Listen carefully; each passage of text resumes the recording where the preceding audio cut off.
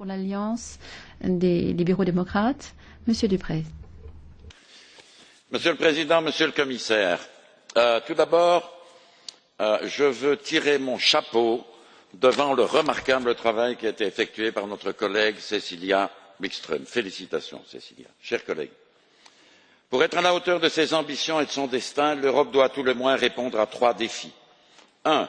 Investir massivement dans l'innovation, c'est-à-dire dans l'intelligence, pour relancer la croissance et créer des emplois. 2.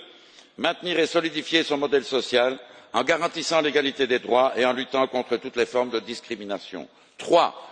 Ne pas se replier sur elle-même, mais faire rayonner dans le monde la synthèse originale qu'elle veut promouvoir entre son modèle de croissance et son modèle social unique.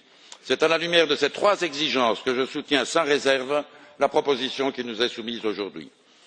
Elle vise en effet d'abord à faciliter l'accès au territoire européen à des personnes hautement qualifiées. Demain, grâce à cette proposition, un étudiant pourra venir plus facilement en Europe. Il aura davantage de possibilités de travail et de mobilité et le droit de rester pendant 12 mois dans l'Union afin d'y chercher un emploi. Par ailleurs, je salue les conditions plus favorables offertes aux chercheurs, tant en matière de regroupement familial qu'en matière de mobilité, en leur permettant de poursuivre leurs recherches dans d'autres États membres que celui qui leur a fourni leur permis de séjour.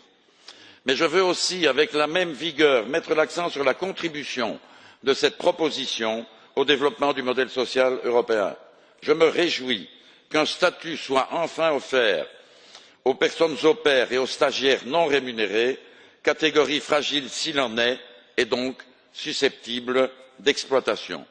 L'Europe est ainsi fidèle à elle-même, à la fois dans son ambition économique et dans sa vocation sociale.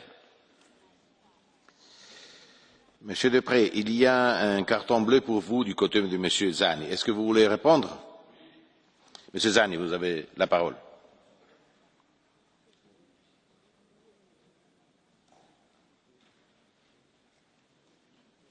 Please.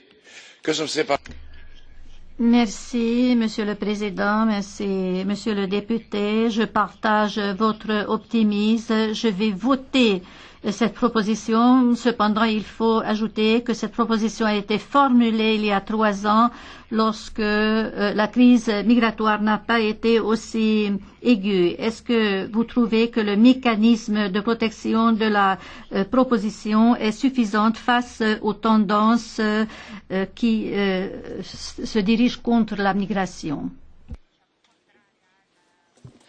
Merci pour votre question, elle est importante.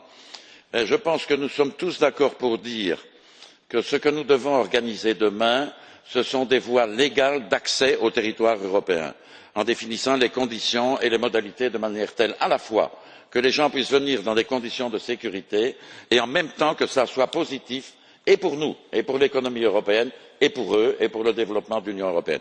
Et donc je crois que cette proposition va dans le bon sens, même si elle a pris beaucoup de temps pour arriver.